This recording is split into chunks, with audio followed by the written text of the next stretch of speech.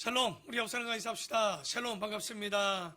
또 한 주간에 또 이런 코로나의 어려운 가운데서도 오늘 영상으로 또 이렇게 또 오늘 예배 성전에서 함께 예배드리는 우리 모든 성도들에게 은혜가 넘치기를 바랍니다. 혹시 지난주 제가 숙제를 2가지 정도 드렸는데 여러분에게 주가 누구인지, 혹시 주님이 어떤 분인지 그 정체성에 대해서 한번 답을 써 오셨는지 오늘 꼭 끝나고 제출해 주시길 바랍니다. 네, 아마 숙제를 줘도 제출을 안 하면 아마 아무도 안 해왔을 거라고 저는 생각합니다. 그래서 꼭 제출을 해 주시는 분들에게는 소정의 주님께서 주시는 복을 여러분께 나눠드리도록 하겠습니다. 두 번째 또 숙제를 드렸습니다. 또 하나 뭡니까? 나는 몇 점짜리 예배자인가? 종종 많은 사람들이 예배를 드리러 오면서 참 평가를 하러 많이 옵니다. 우리 교회 시설은 몇 점짜리? 우리 교회 밥은 얼마짜리? 우리 목사님의 설교는 몇 점짜리? 그리고 오늘 우리 교회 시스템은 몇 점짜리라는 굉장히 평가하고 싶고 또 이야기하고 싶어 합니다. 그런데 제가 왜 몇 점짜리 예배자냐라고 한번 물어봤냐면, 우리가 항상 외치는 게 하나 있죠. 나는 교회다 라는 이야기를 많이 합니다. 내가 교회죠. 그러면 그 교회에서, 그 성전에서 하는 일들이 무엇일까요? 아마도 예배일 겁니다.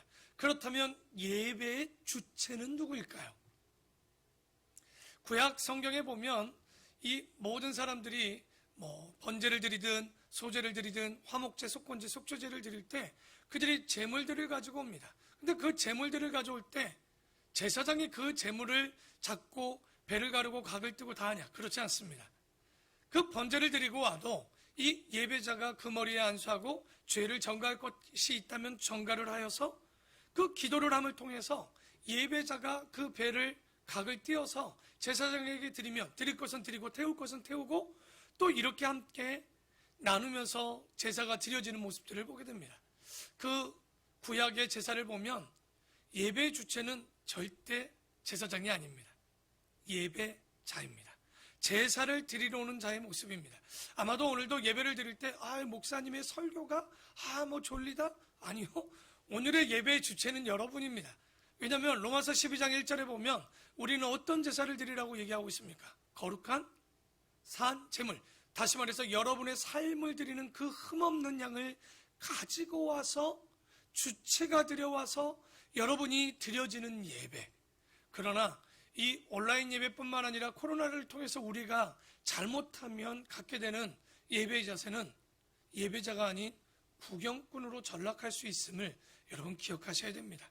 오늘도 온라인 예배를 드리면서 유튜브 보듯이 그저 틀어놓고 오가면서 물 한 잔 마시고 오늘의 설교는 어떤 내용이 있었나 성경 공부하듯이 앉아있는 게 아닙니다.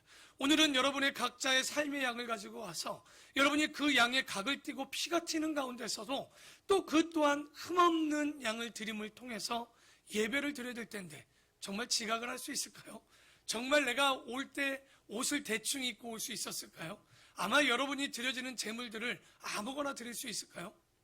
아마도 구약의 제사는 아니지만 구약의 모습을 가지고 우리가 예배의 모습을 갖는다면 우리의 모든 예배들은요, 알고 보면 99%는 다 아닐 수도 있을 것 같다는 생각을 많이 해봅니다. 평가하고 싶지 않습니다. 여러분의 평가를 가지고 여러분의 점수를 가지고 아마 구약에 가서 1장부터 7장에 있는 제사의 모습을 가지고 그 예배자들이 어떤 제사를 드렸는가, 오히려 목회자나 제사장은 서비스하는 사람이었습니다. 그 사람이 제사를 드릴 수 있도록 이끌어주는 사람이었을 뿐인 거예요. 여러분이 그 모습을 잊지 마시고 오늘의 예배, 여러분 예배자가 좋을 수 있을까요?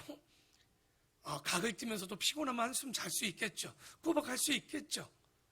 아마도 여러분이 그 마음을 가지고 온다면 여러분 긴장된 모습으로 내 예배가 바쳐드릴 수 있을까? 정말 내 예배가 주님께 은혜를, 그래서 우리가 예배 가운데 가장 조심해야 될 게 뭐냐? 은혜 받았어요? 예배는 절대 은혜 주는 자리 아닙니다. 제물을 드리듯이 우리의 삶을 드리는 자리인 거예요. 그리고 나서 주님께서 우리의 죄를 깨끗게 하시고 용서하시고 받아주면 그게 은혜고 감사한 거지, 은혜를 받기 위한 목적으로 오는 것이 예배가 아니라는 얘기예요. 그래서 오늘 여러분 한번 제출해 주시면 정말 좋을 것 같아요. 진짜 선물이 있을 줄 압니까? 모르죠. 예. 그래서 한번 여러분에게 있어서 그 주님은 나에게 어떤 주님인지, 그리고 나는 몇 점짜리 예배자인지를 기억하며 오늘 천국에서 그러면 누가 클까? 여러분, 이 땅에서요, 오늘 보면 제자들이 묻죠. 도대체 천국에서 누가 크니까? 재밌는 건 17장에서 이미 변화산에서 한번 제자들과 유대인들의 상식에는 그런 게 있어요. 천국에서 큰 자가 있는 것 같아요. 모세와 그 엘리야와 예수님이 나타날 때 사람들의 머리에는 누가 크다고 생각했을까요? 아마 구약에서 가장 존경받는 모세가 크다고 생각했고, 혹은 선지자 중에 가장 존경받는 엘리야가 크다고 생각했고, 예수님은 그거에 비하면 아니지 않을까? 이렇게 제자들이나 사람들은 비교하거나 평가하는 것들을 상당히 좋아하고 관심 있는 것을 갖게 됩니다. 그러니까 이 제자들은 그 버릇을 버리지 못했어요. 천국에서는 누가 크냐? 이런 거 없어요. 그럼에도 불구하고 그들은 묻습니다. 그 얘기는 뭘까요? 진짜 천국에서 누가 큰 게 궁금해서 물었을까요? 아마도 지금 이 땅에서 자기들의 위치가, 제자들이 어디일까 궁금했을 거예요. 그런데 등수를 따지고 평가를 하는 사람들 치고 행복한 사람이 있을까? 불행할 겁니다. 그런데 여기 우리가 진짜 복 받는 건 뭐냐? 저는 여러분에게 오늘도 질문하고 싶습니다. 혹시 여러분 천국에서 누가 큰지 한번 경쟁해 본 적이 있습니까? 야, 내가 이렇게 하면 클 수 있겠다라고 욕심내 본 적이 있을까요? 아마도 천국에서 내가 큰 자가 되고 싶다라는 소망과 욕심을 가지고 산다면 여러분 이 땅에서 분명히 행복할 수 있는 가정, 행복할 수 있는 그리스도인들이 될 수 있을 겁니다. 그러나 안타깝게도 우리는 천국에 가는 게 목적이지, 천국에서 내가 진짜 하나님께 칭찬받고 10달란트, 20달란트, 50달란트, 100달란트를 남길 수 있는 그런 사람이 되겠다라는 생각은 생각보다 없어요. 그저 뭐라고 얘기합니까? 어떻게든 천국문에만 들어가고 싶은 그런 마음들만 갖고 있는데, 오늘 말씀을 통해서 그런 신앙이 아니라 조금 더 욕심을 내어서 내가 천국에서 오늘 제자들의 욕심난 어떤 세속적인 욕심의 천국의 큰 자가 아니라 진짜 하나님 나라에서 나는 큰 쓰임을 받고 하나님께 칭찬을 받고 누구보다도 더 하나님 앞에 사랑받고 싶어하는 그런 제자요 그리스도인이 될 수 있는 오늘 모든 성도가 되길 바랍니다. 자, 1절에 보면요, 그때 제자들이 예수께 나와 이르되 천국에서 누가 큽니까? 재밌는 얘기죠. 천국에서 누가 큽니까? 다 똑같죠. 뭐 크고 작고가 있겠습니까? 그런데 제자들은 부질없는 질문을 해요. 누가 크냐라고 묻습니다. 여러분, 왜 비교가 불행해지는 줄 압니까? 너 몇 등이야? 묻는 순간 불행이 시작됩니다. 야, 너희 집 몇 평이야? 여러분, 그 순간 괴로워집니다. 야, 너희들 집 재산이 얼마가 있어? 그 순간 여러분 불행을 뛰어넘어 진짜 저주받은 인생이 될 수도 있을 겁니다.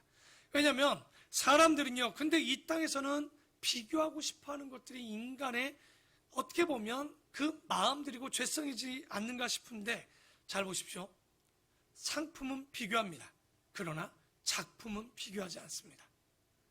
우리가 어떤 제품을 보고 상품을 고를 땐 이게 좋냐 저게 좋냐 아주 얼마나 따지는지 모릅니다. 가성비 플러스 여기서 얼마나 좋은가. 그런데 작품을 가지고 여러분 비교합니까? 실제 작품은 비교할 수 없어요.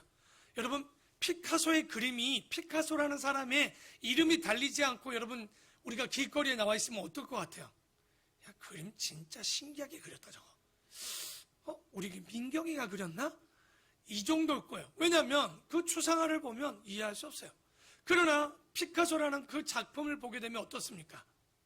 평가하지 못하는 거예요. 진짜로 보면 피카소라는 그 이름, 그 존재 자체로 그 작품은 커질 수밖에 없는 거예요. 여러분, 당연히 여러분은 누구의 작품입니까? 누구도 평가할 수 없습니다. 하나님의 작품이라는 그 이름 하나만으로도 우리는 주님 앞에 세상의 가치와 바꿀 수 없는 대단한 그런 믿음을 갖게 되는 거죠. 그래서 우리가 오늘 보면 이 질문 속에 잘못된 거 누가 크냐는 거예요. 그러니 안 되겠다. 누가 크냐 중요하지는 않지만 예수님께서 그 안에 있는 아이를 하나 부르십니다. 예수께서 한 아이를 불러 그들 가운데 세우셨다. 여러분, 이것도 굉장히 놀라운 게 예수님께서 말씀하실 때 잘 보십시오. 예수님이 설교할 때 그 안에 누구도 있었다는 얘기예요. 아이들도 있었다는 거죠. 한국 교회가 대형화가 되고 메가처치 아주 큰 교회가 되면서 좋은 것도 있지만 나쁜 것들 중에 하나가 뭘까요? 아동부, 유치부, 청소년부, 청장년부, 청년부, 제1남, 굉장히 이 세분화까지는 좋아요. 문제는 그러나 그것을 통해서 어떻게 보면 유대감이 깨졌고 어떻게 보면 세대 차이는 더 커져버리는 문제가 생겼던 거죠. 그러나 예수님 때 그리고 지금도 유대인들은요, 말씀을 들을 때 이렇게 분별해서 혹은 세분화시키지 않습니다. 오히려 어린아이들부터 말대 아이들부터 오경을 배우고 암송하고 떠나가 할아버지까지도 함께 예배 드리는, 그래서 저는 제가 우리 교회가 작아서 처음부터 예배 드린 것도 있었지만 가면 갈수록 생각해야 되는 목회 가운데 깨닫는 건 뭐냐면 모든 세대가 함께 예배 드려야 된다는 거예요. 그게 특별한 것이 아니라 성경에 있는 내용 그대로입니다. 유치부부터 장년부까지 함께 예배 드릴 수 있는, 오히려 뱃속이나 배밖이나 똑같이 예배 드려야 되는 거예요. 우리 교회가 그게 지금 진행되고 있죠.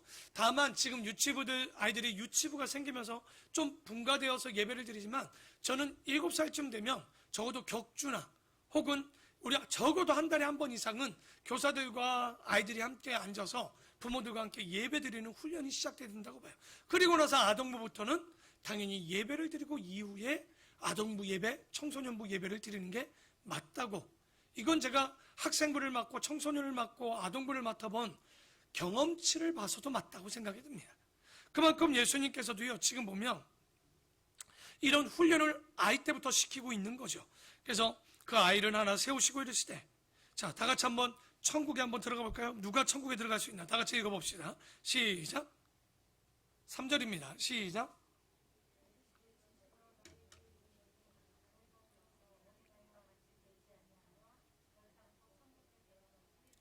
여러분, 선포 중에 최고의 선포입니다. 지금까지 여러분, 우리가 천국 가려고 지금까지 이 노력을 하고 있었는데 뭐와 같지 않으면 천국에 못 들어가냐? 어린 아이 같지 않으면 천국에 들어갈 수 없다. 여러분, 우리가 천국에 못 들어가면 세상의 복이 다 의미가 없습니다. 천국에 들어가야 되는 거예요. 아무리 잘 나가도 천국에 들어가지 못하면 복이 없는 거예요. 좋은 대학을 가든 어떤 것을 하든 의미가 없는 거죠. 그런데 역사적으로 기독교가 얼마나 대단하냐? 여러분, 세상에 여러 가치가 있지만 정말 다른 종교에서는 가치를 발견하지 못한 것들을 기독교는 발견합니다. 첫째는 뭐냐면 아이의 가치를 아는 곳이고 여성의 가치를 말하는 곳이고 가정의 가치를 말하는 곳이 기독교입니다. 생각보다 다른 종교에서는 그런 것들을 말하지 않아요. 오늘 세 가지 다 이야기할 수 없지만 적어도 첫 번째, 어린 아이의 가치를 일찍 이야기하고 말한 종교라면 기독교가 있다는 거예요. 2000년 전에 보면 예수님께서 뭐라고 합니까? 아이들이 내게 오는 것을 뭐 하지 말라고 그래요? 금하지 말라. 천국이 이런 자들의 것이라고 이야기를 해주고 있습니다.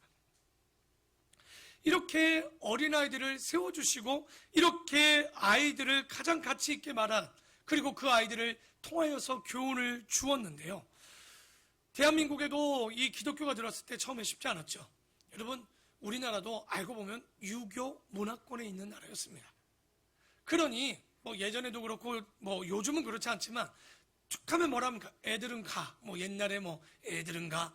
이렇게 하면서 약장수들도 애들은 무시했는데, 그리고 요즘은 말도 안 되지만 옛날엔 어땠습니까, 여러분? 애들이 어떻게 어른들이 말하는데 끼어들어?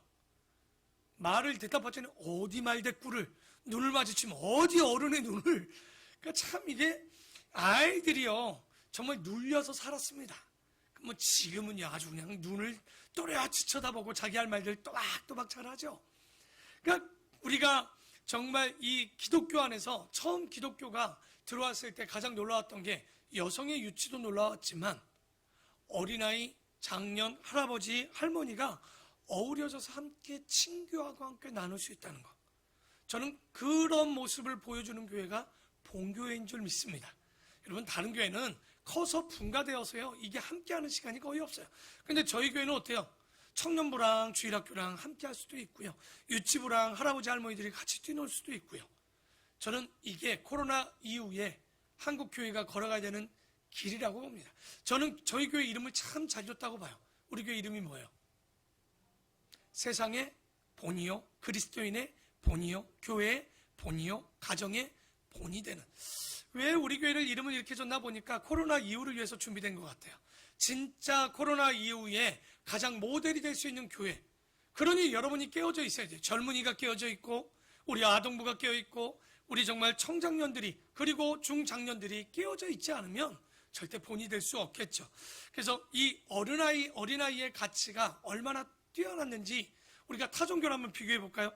여러분이 고타마 시타르타는 누군지 아시죠? 모르죠? 이름을 길게 얘기했더니 석가모니.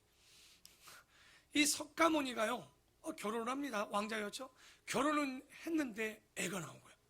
깜짝 놀랍니다. 얼마나 놀랐는지 아이의 이름을 라훌라라고 지었습니다. 그런데 이 이름의 뜻이 뭐냐? 장애물입니다. 석가모니의 마음에 자녀는 뭐라고 느끼고 있었던 거예요, 지금? 장애물인 거예요. 이 말을 우리나라 말로 바꾸면 뭐라고 할 수 있을까요? 애물단지라고 생각하는 거예요. 아마 처음에 애물단지 아마 많이 들어봤을 겁니다.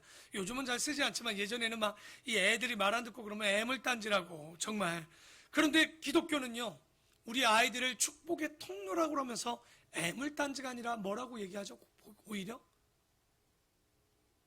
이렇게 보물단지. 우리 혁준이, 예준이, 우리 모두 알아서요, 유정이, 가온이 다 보물단지인 거예요. 왜냐면 이 보물단지들인데 보는 눈과 가치에 따라서 달라질 수 있죠. 나는 애물단지야. 그럼 뭐 애물단지겠죠. 그러나 여러분이 보물단지, 아까 얘기했죠. 상품은 비교하나 작품은 비교할 수 없다. 여러분은 누구의 작품? 하나님의 작품. 얼마짜리? 예수님 짜리 작품이라면 누구도 이 비교할 수 없는 대단한, 그러니 기독교는 한 아이가 태어나는 것을 뭐와 비교할 수 있습니까?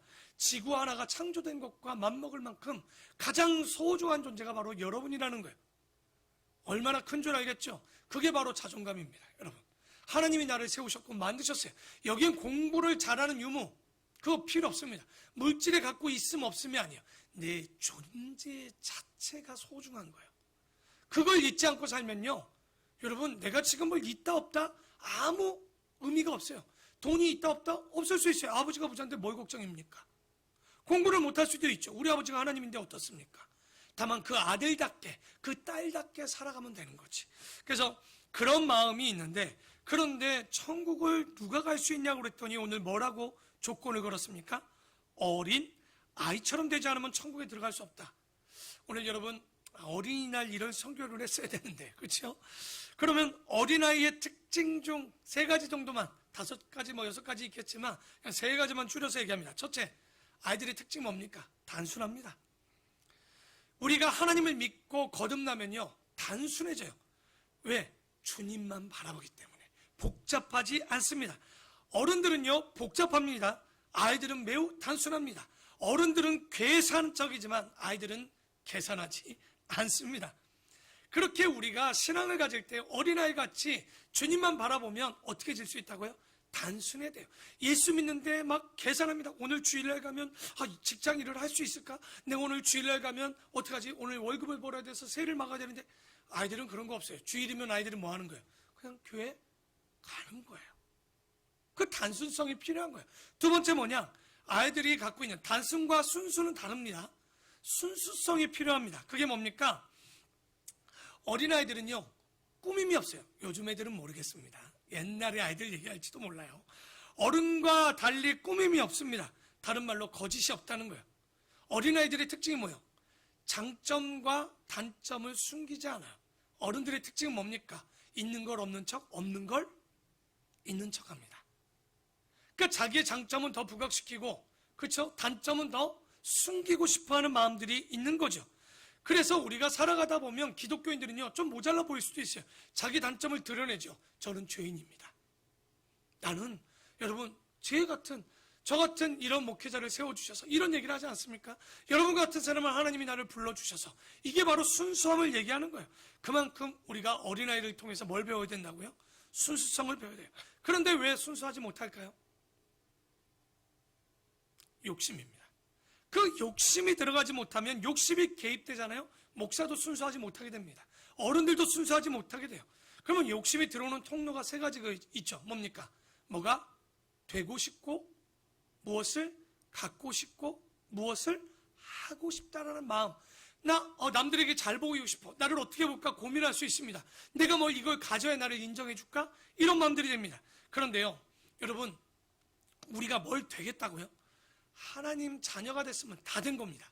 어떤 것과 바꿀 필요도 없습니다. 그냥 여러분이 거듭나서 하나님의 자녀가 됐다?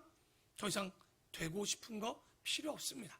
그걸 되고 뭐가 되어야 되는 이유는 하나님의 영광을 위해서 사용하기 위해서 은사를 펼치고 하나님의 사역을 위해서 되는 거지, 이미 하나님의 자녀가 되었으면 더 이상 될 게 없어요. 무엇을 갖고 싶다고요? 제가 아는 형님 하나 소개할까요? 진짜 이분 어마어마합니다. 안 가진 게 없어요. 정말 모든 걸 가져봤어요. 그분이 누구냐? 제가 잘 아는 솔로몬이에요. 우리 형님이 안 가져본 게 없습니다. 그렇죠? 모든 재산, 모든 자녀, 모든 지혜 다 갖고 있었지만 결론은 뭡니까? 갖는 게 의미가 없음을 깨달아요. 하나님의 뜻을 알고 바르게 가는 거. 우리는 시편에도 얘기하지만 엄마의 젖을 먹고 정말 그 안에서 잠드는 아이처럼 만족감과 감사함을 가지고 살면 되는 거예요.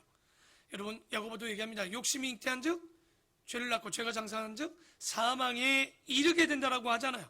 여러분, 욕심은요, 가져야 되는 건 아까 얘기했지만 진짜 가져야 될 욕심은 뭘까요? 천국에서 큰 자가 되고 싶은 욕심 좀 가져보십시오. 그런 거 말고 집 크기, 등수, 직장, 돈, 주식, 비트코인? 정말 가져서 행복할까요? 저는 요즘 세상이요, 아무 가치 없이 살아가는 세상이 되고 있는 것 같아요. 모든 뉴스는 주식이요, 모든 뉴스는 비트코인이요, 모든 뉴스는 부동산과 아파트와 집과, 여러분, 그 가운데 인간다움이 어느 뉴스가 나오고 있습니까? 정신 차리지 않으면 우리는 그 욕심의 통로를 열어놓기 시작합니다. 뭐가 되고 싶고, 갖고 싶고, 하고 싶은 거예요. 셋째, 어린아이는 뭡니까? 요즘 휴가철이죠. 보십시오. 야야야, 우리 어디 휴가 가자 그러면 애가, 아빠 그러면 뭘 가져가야 돼? 공부할 책을 가져가야 돼? 아니면 먹고 갈 걸 뭘 가져가야 돼? 아니요, 그냥 가요. 아무 생각 없어요. 뭐 먹냐고 묻지도 않아요. 가면 엄마 아빠가 다 먹는다는 것을, 먹여준다는 것을 신뢰하는 신뢰성이 있는 거예요. 하나님의 자녀가 가져야 되는 이 어린아이 같은 마음은 뭐냐면 절대적인 신뢰가 필요합니다. 어린아이가 6학년 때까지는요, 아빠가 슈퍼맨이었는데, 약간 슈퍼맨은 아니지만 그래도 뛰어나다고 봐요. 저희 아들은, 우리가 맨날 선생님이잖아요. 우리 아들은 학원을 여러 군데 다녀요. 스포츠도 많이 배웁니다. 뭐 주짓수도 배웠죠. 그리고 뭐 권투도 배웠죠. 그리고 뭐 농구도 배웠죠. 축구도 배웠죠. 안 배운 게 없어요. 그 선생님이 누구냐? 다 저예요. 왜냐면 어릴 때는 아빠가 다 능력이 있어 보여. 권투 가르쳐주면 맨날 하는 얘기가 뭡니까? 이게 입에서 나오는 소리가 아니에요. 추추추 맨날 이러면서 막 가르쳐주는데 아빠는 이렇게 운동을 잘하네. 그게 중학교 가면 세상 말로 다 들통이 나겠죠. 하지만 어릴 때는 어떤 마음을 가져요? 다 해준다는 걸 느끼는 거예요. 우리 아빠는 세상에서 가장 힘이 세.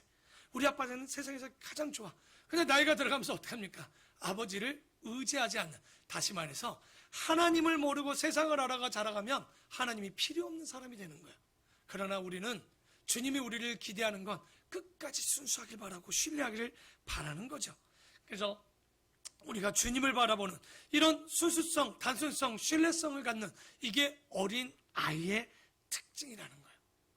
그래서 이러지 않는 자는 어디에 갈 수 없다고요?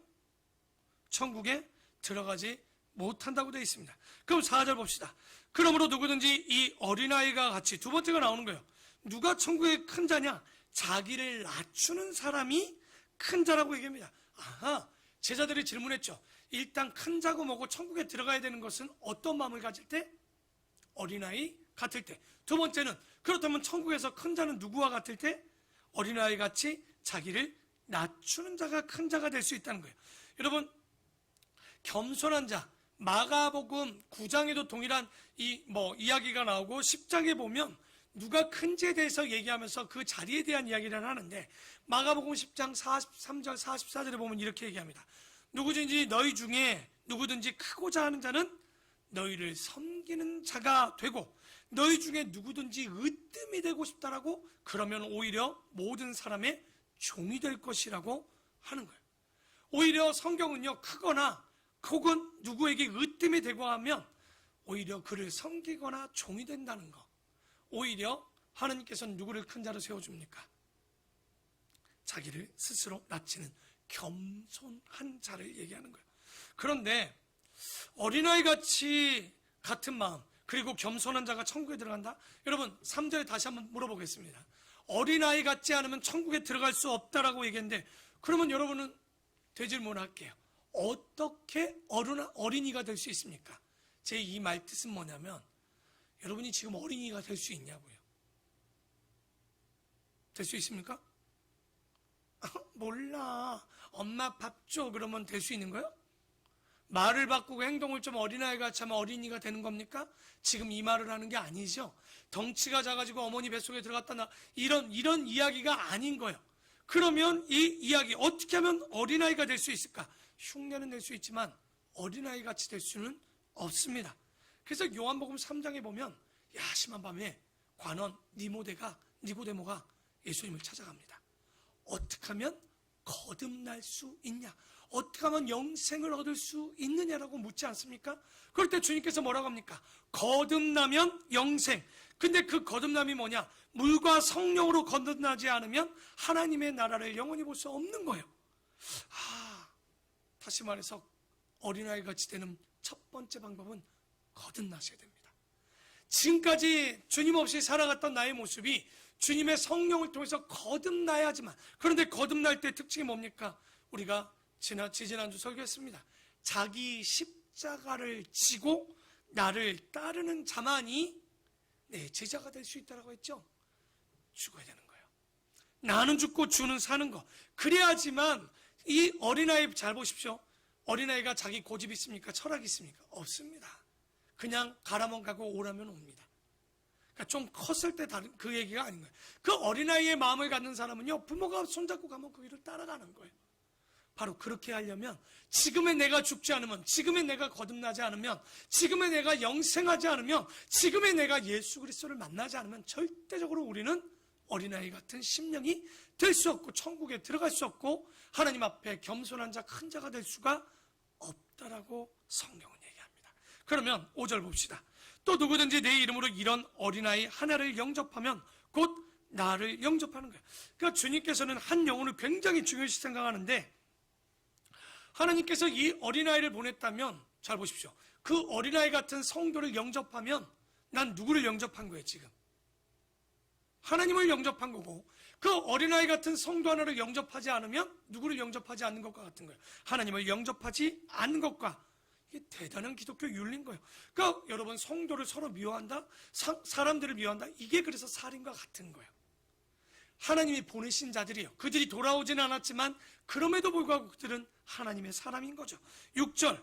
그러기 때문에 자, 얼마나 무서운 얘기를 하는지 6절 다 같이 한번 또 읽어봅시다. 시작.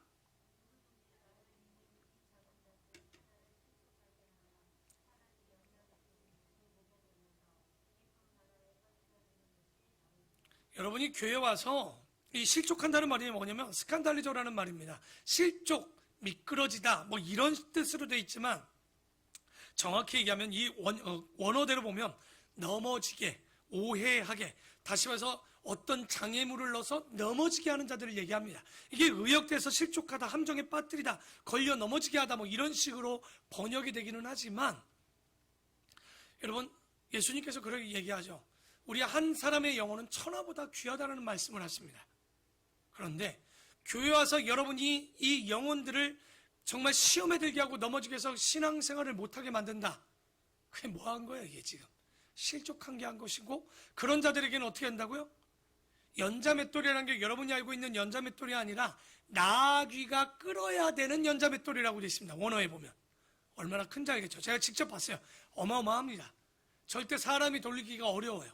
그런 연자맷돌을 메고 물에 빠지는 게 훨씬 낫다는 얘기는 니 하나 죽는 게 낫다는 거예요. 니 하나 죽는 게.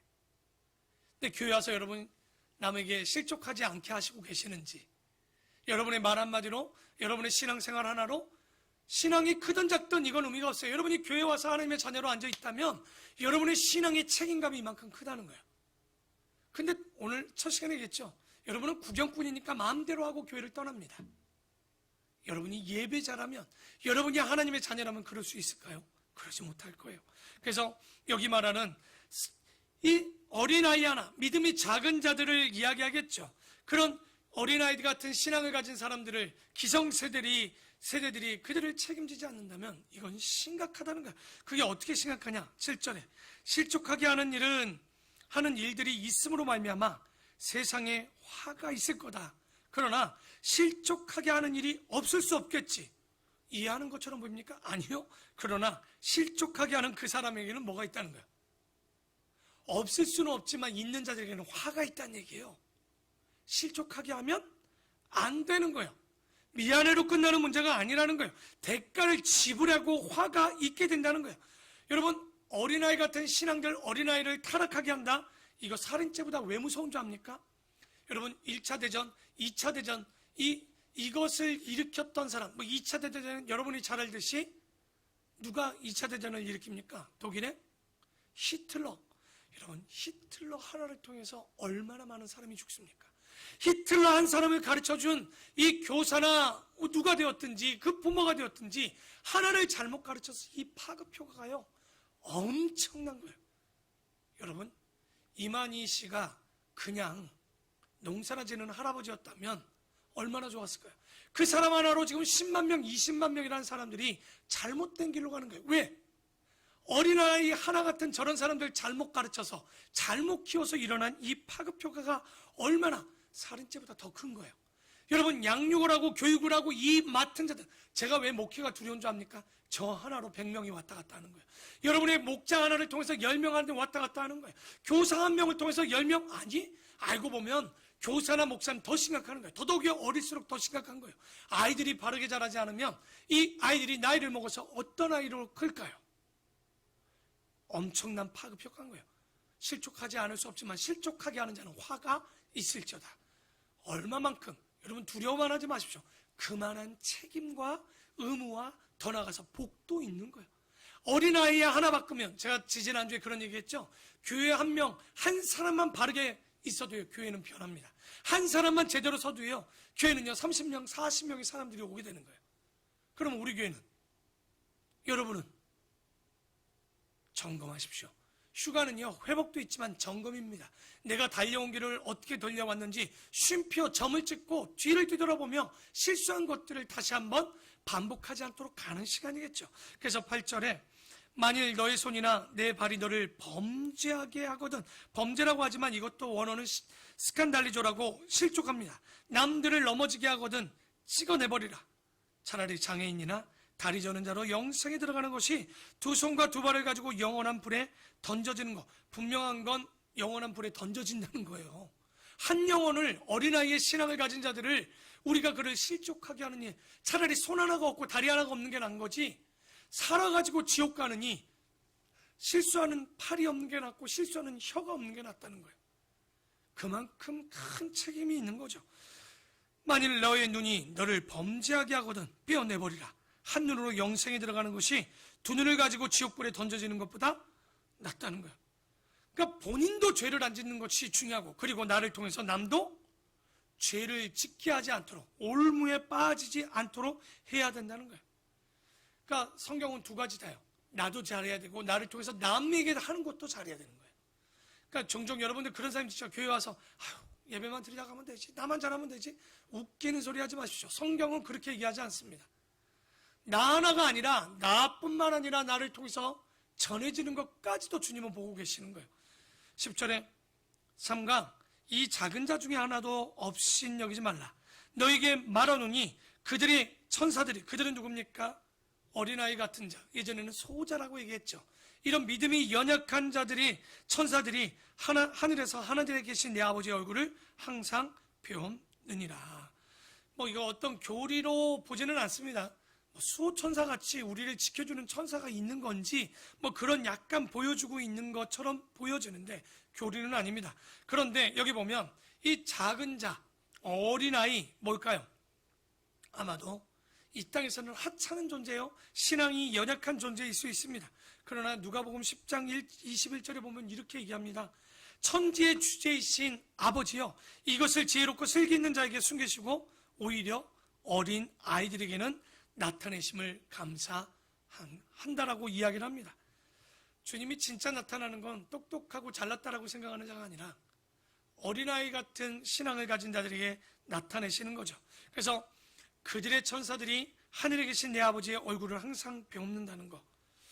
그런지 모르겠지만 여러분, 우리 연약한 우리 소자 같은 어린아이 같은 우리의 신앙을 이 땅에 그냥 두시는 것이 아니라 천사를 통해서 살피실지도 몰라요. 스가랴에 보면 그런 장면들이 좀 나옵니다. 그리고 그거 아니어도요, 우리가 시편 139편에 뭐라고 합니까? 내가 안고 일어서시는 것을 다 주님은 알고 계신다는 거예요. 우리의 머리털까지도 세신 바 되시는 분이 우리 주님이라고 말씀하고 계십니다. 여러분, 그게 좋을 수도 있고 어려울 수도 있겠지만 하나님은 계시지 아니하신 곳이 없는 거야. 그렇기 때문에 그런 어린아이들에게 막대하면 되냐? 그렇지 않는 거죠. 12절에 그래서 뭐라고 합니까? 10절에 그들을 뭐 하지 말라고요? 작은 자 중에 하나도 뭐 하지 말라? 업신 여기지 말라. 왜? 여러분은 하나님의 상품이에요, 작품이에요? 작품이기 때문에 그래요. 하나님의 형상이기 때문에 작은 자 한 사람일지라도 절대 업신 여기거나 천대하면 안 돼요. 교회 안에서 있다고 없는 자를 무시하거나 배웠다고 못 배운 자를 무시하거나 안에서 좀 권위가 있다고 권위 없는 자를 무시하거나, 이거 다 잘못된 거예요. 약한 자, 작은 자가 억울하지 않게 해야 되겠죠. 그리고 12절에 보면 너희 생각에는 어떠하냐? 만일 어떤 사람이 양 100마리가 있는데 그 중에 하나가 길을 잃었으면 그 99마리를 산에 두고 가서 길 잃은 양을 찾지 않겠느냐? 진실로 너희에게 이르노니 만일 찾으면 길을 잃지 아니한 99마리보다 이것을 더 기뻐하리라. 이와 같이 이 작은 자 중에 하나라도 잃는 것은 하늘에 계신 너희 아버지의 뜻이니라. 그래서 주님이 보는 이 말씀을 보면요, 어린아이, 이 작은 자들을 보는 눈빛이 어떠십니까?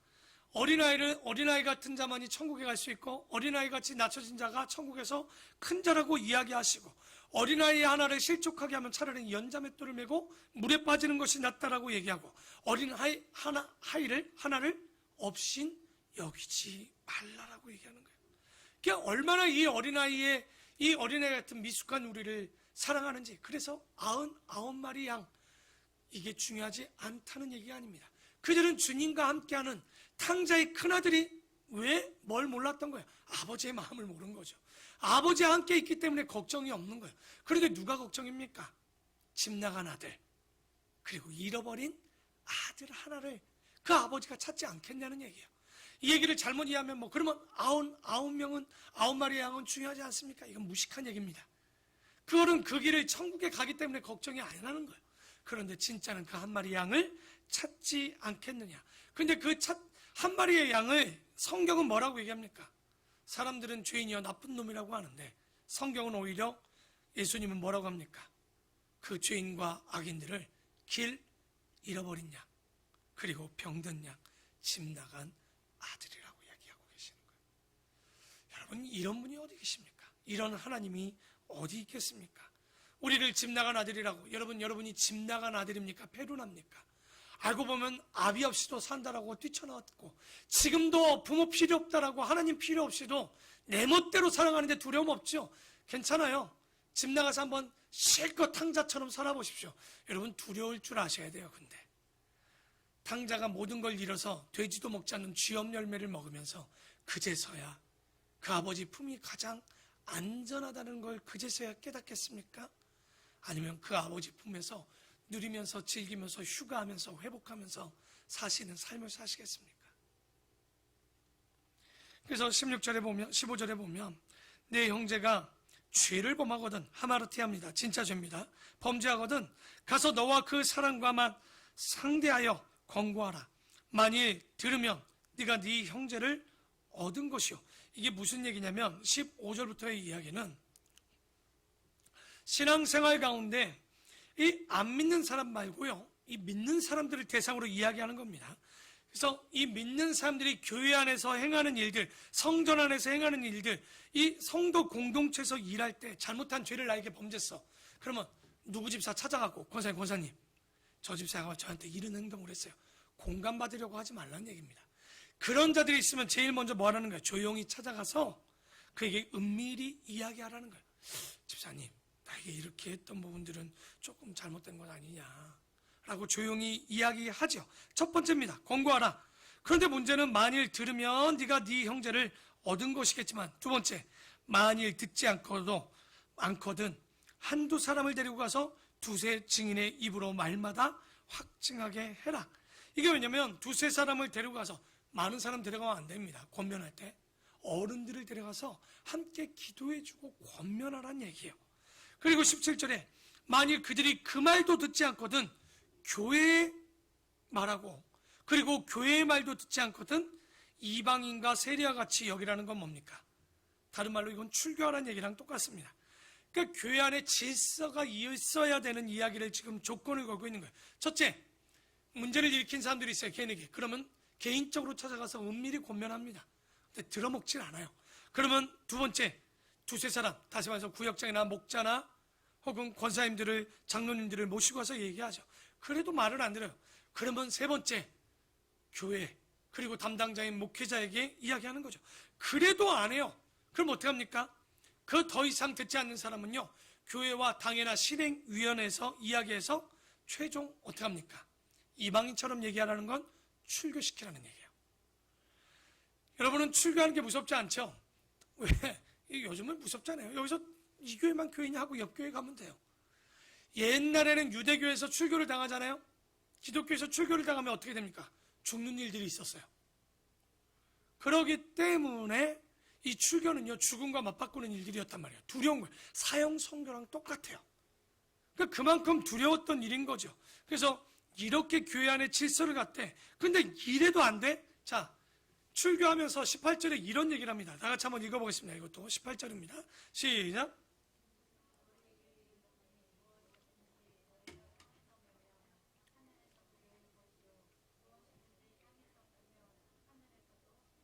이게 뭐 이 땅에서 내가 잘하면 하늘에서 풀리고 뭐 이 땅에서 못하면 하늘에서 메인다는 이 얘기가 아니라 어떤 교회에서 교회의 권위를 이만큼 주신 거예요. 교회가 그 사람을 출교하면 어떻게 된다는 거예요? 땅에서도 막히는 거예요. 출교당하는 거예요. 이게 그만한 권위는요, 이런 권한은요, 아무데도 없는 거예요. 뭐 이 교회만 교회냐, 이 목사님만 목사냐? 여러분, 교회 무서운 거예요. 여러분의 죄를 사해주는 권세를 받은 것이 교회입니다. 그러니까 그건 교회의 능력이 아니라 예수 그리스도의 이름을 빌어서 우리의 죄를 사해주고 세례해줄 수 있는 것이 교회이기 때문에 그만큼 교회가 가지고 있는 이 어마어마한 능력과 이런 것들을 우리가 알고 계시고 두려워할 줄도 알아야 되겠죠. 그래서 19절에 진실로 다시 너희에게 이르노니 너희 중에 두 사람이 땅에서 합심하여 무엇이든지 구하면 하늘에 계신 내 아버지께서 그들을 위하여 이루게 하시리라. 두세 사람이 내 이름으로 모인 곳에서 나도 그들 중에 있느니라. 그래서 두세 사람이 모인 곳이 뭐예요? 우리는 알고 보면 그게 교회죠. 그런데 예수님의 이름으로 모인 교회는 왜 모이겠습니까? 모인 이유가 뭐예요? 진리와 생명이 있기 때문에 모인 것이고, 그렇기 때문에 그 사람들이 모인 곳에 그 기도는 하나님께 응답되어질 수 있는 거예요. 아무리 목장이 모여도요, 그 안에 예수의 이름이 없고 예수의 진리와 생명이 없으면 백날 기도해도 응답은 없습니다. 그러나 아무리 작아도 그 안에 진리와 생명이 있는 마음으로 함께 하나님의 부르심을 입은 자들이 모여 기도할 때는요, 그 은혜와 사랑과 성령의 힘으로 응답하시고 이루게 해 주신다는. 그래서 다시 한번 우리가 두세 사람이 내 이름으로 모인 곳에는 나도 그들 중에 있겠다라고 말씀하는 거죠. 그리고 21절에 그때 베드로가 나와 이르되 주여, 형제가 내게 죄를 범하면 몇 번이나 용서하여 주리이까? 몇 번입니까? 몇 번이나 용서해 주리이까? 그랬더니 베드로가 칭찬받고 싶었나 봐요. 몇 번 용서해 줬다라고 얘기해요. 7번까지입니까? 7번까지는 용서해 줄 수 있어요.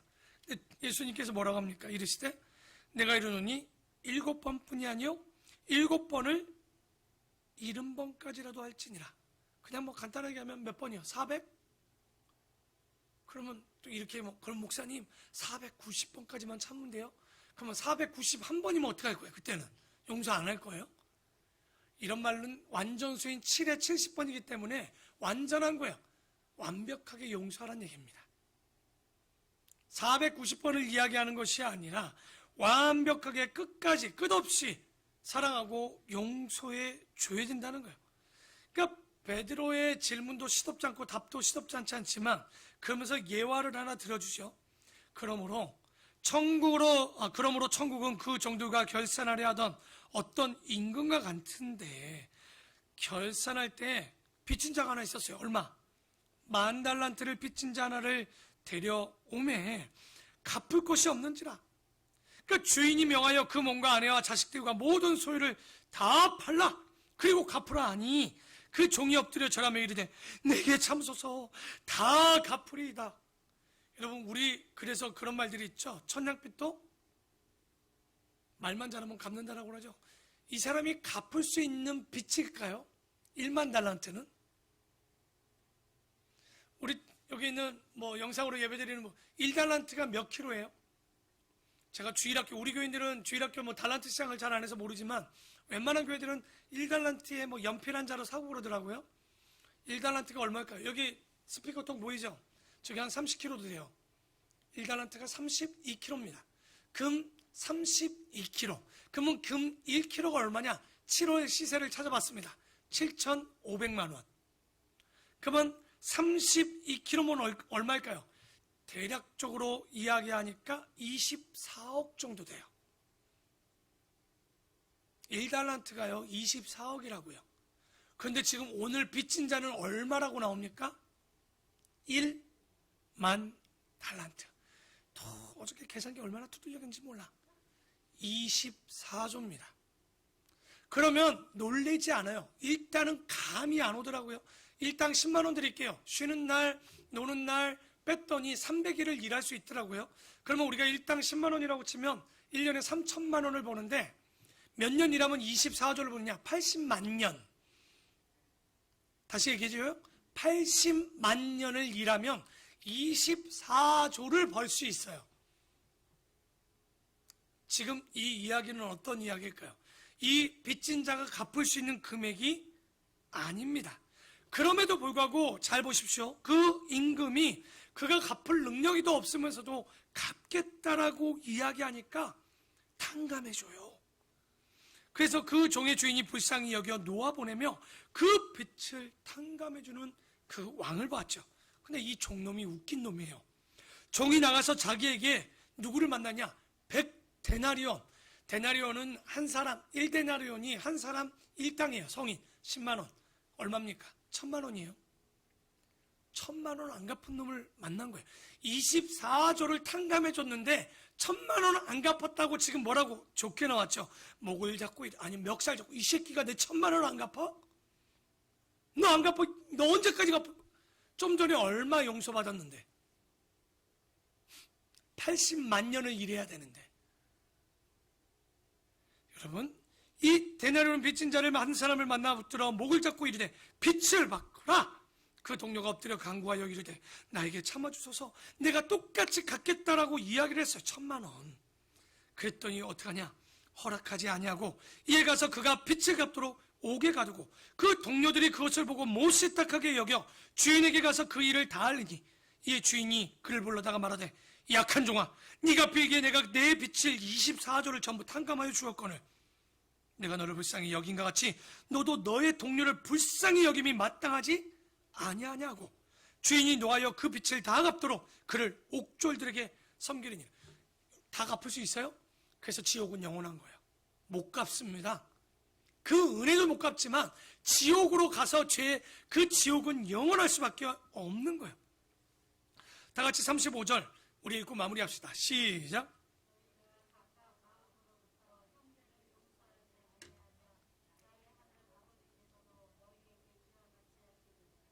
오늘 어린아이 같은 자가 천국을 가고 겸손한 자가 천국을 가고 정직하고 성실하고 신뢰하고 단순하고 더 나아가 정말 그런 자를 대우하는 자들이 복이 있다라고 이야기를 합니다.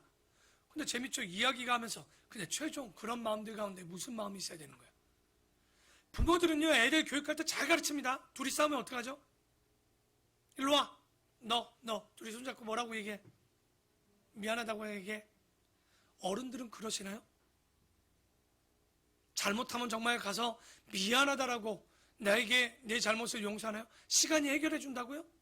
그러면 아이들도 다 시간이 해결하게 절대 용서를 빌려고 하시면 안 돼요. 아이들도 알아서 할 수 있어요. 그런데 왜 용서를 하겠습니까?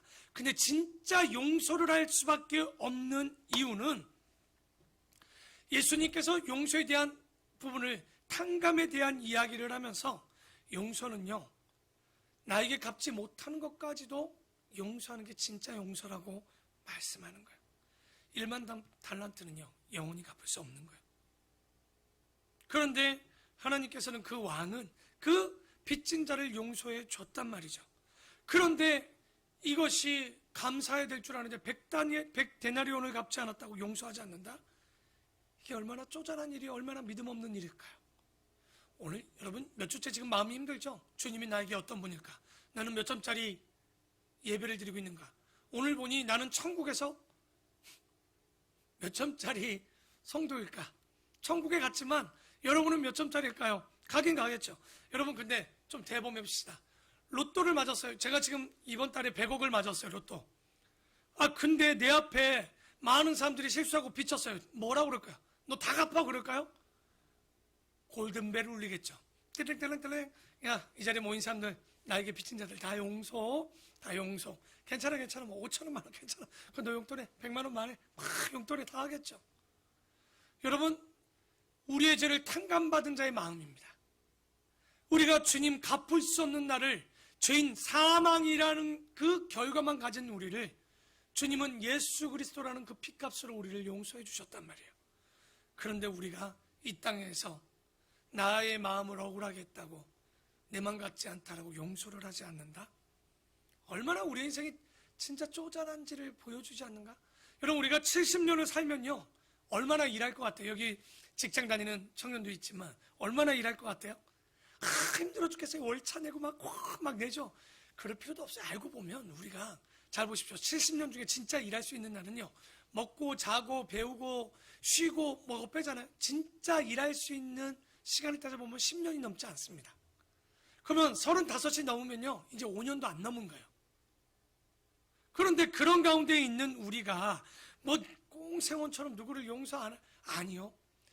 여러분, 우리가 하나님 나라에 일할 수 있는 시간도 얼마 남지 않았어요. 그런데 그 일하는데 누가 나를 조금 막는다고 그게 장애물이 될 일도 없어요. 장애물 되면 우리가 뭘 막을 것도 없어요. 오늘도 얘기했죠. 너였던 어린아이 소자의 길들을 넘어지게 하는 자는 화가 임할 거라는 건 주님이 말씀하셨단 말이에요. 그렇다면 우리가 진짜 가야 되는 것은 남을 원수로 둘 것이 아니라, 진짜 오늘 천국의 큰 자는 뭘까요? 저는 결론을 이렇게 봐요.